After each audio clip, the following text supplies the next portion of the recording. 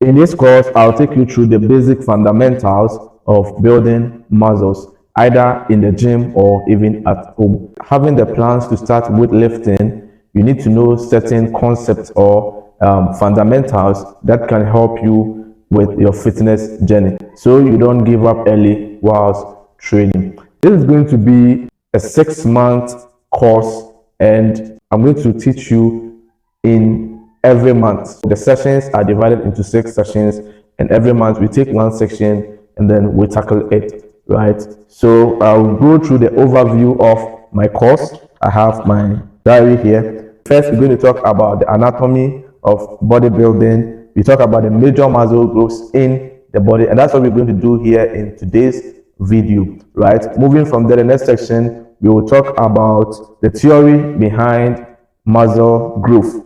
So we will debunk most muscle growth myths and how we can also force muscles to grow. Now we will talk about how much muscles you can actually gain in a week, a year, or even in some months, right?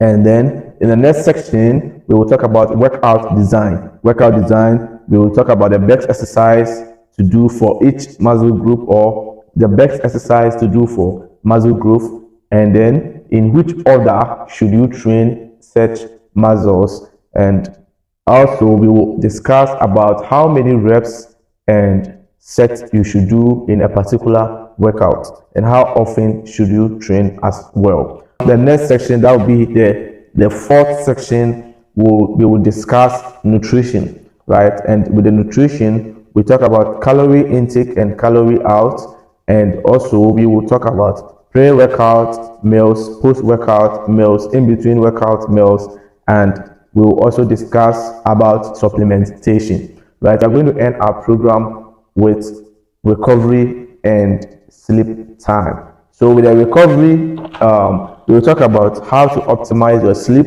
and then how to deload regularly, and personal post-workout recovery routine. So this is basically the overview of our course that we're going to be taking over the next 6 months. All right, so you need to be with me, and in every month I will upload one video and we will talk about it. So without wasting much time, subscribe if you are new, and turn on notification bell. Don't forget to do that as well. Liking the video can also help a lot of people to get notified and then be part of this course, right? Let's go straight to today's lesson.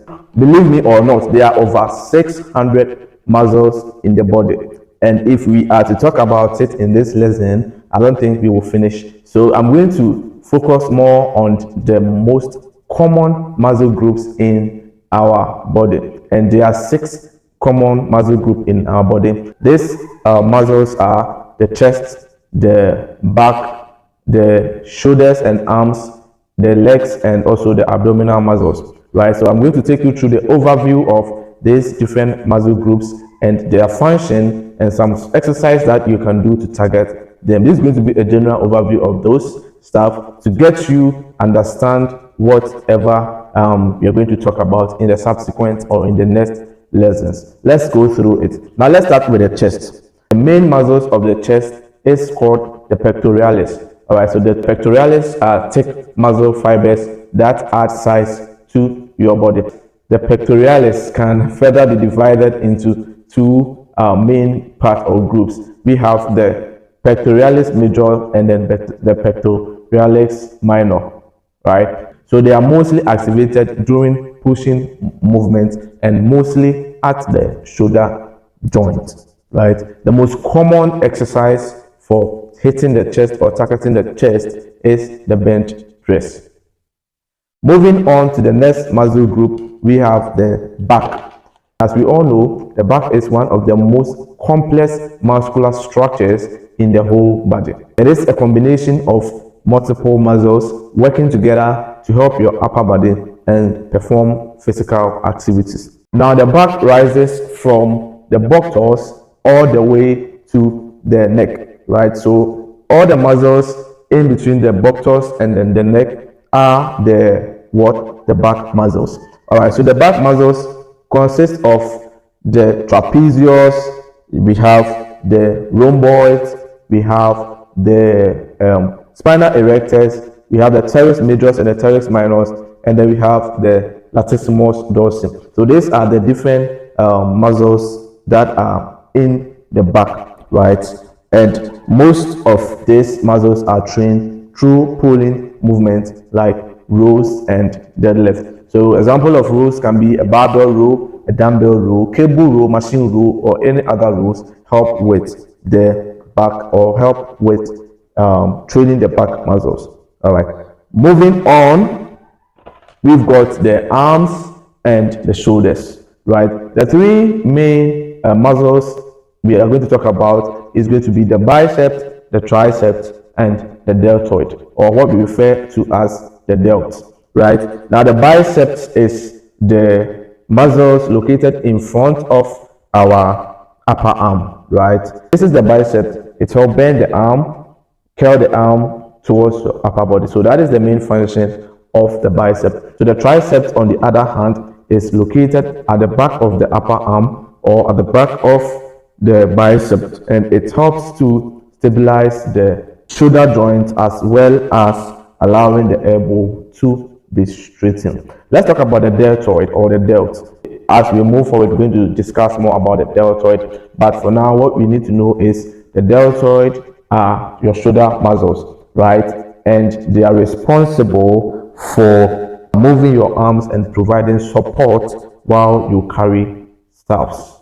Okay, that is that. Now, the next muscle group, before I talk about the next muscle group, bear in mind that I know most beginners, when they get into the gym, they want to get bigger arms, right? So they focus more on training the arms as compared to maybe training the back or even the chest. And that is a bad way of training, I would say. But as I move on to teach you the lessons, I'm going to tell you why you shouldn't be training more of your arms, your shoulders, other than the other workout split. So we have a compound movement and isolation movement, or compound exercise and isolation exercise. So when we get to exercise selection or workout routine, we are going to talk about those stuff, and you will get more understanding of what they are, right? But for now, bear in mind that you need to be training each exercise as it is for maximum growth. Now let's talk about the abs or the abdominal muscles.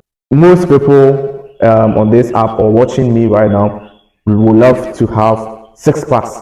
So when we're talking about ab muscles, it becomes their favorite muscles to target, right? But it's not only for you to look good in shape, but it has a main function in assisting in breathing and also protecting your inner organs, right? The main muscles in the abdominals or the side of the abdominals are what we call the obliques. Now, the obliques are kind of a finger-like structure, and it is mostly seen in people with low body fat percentages, right? Finally, let's talk about the leg muscles. The main muscles in the leg include the quadriceps, the hamstrings, the glutes, and the calves, right? So the quadriceps, hamstring, glute, and calves, and they allow you to walk, to jump, to run. These are the function of the leg. Your leg muscles should be trained through heavy compound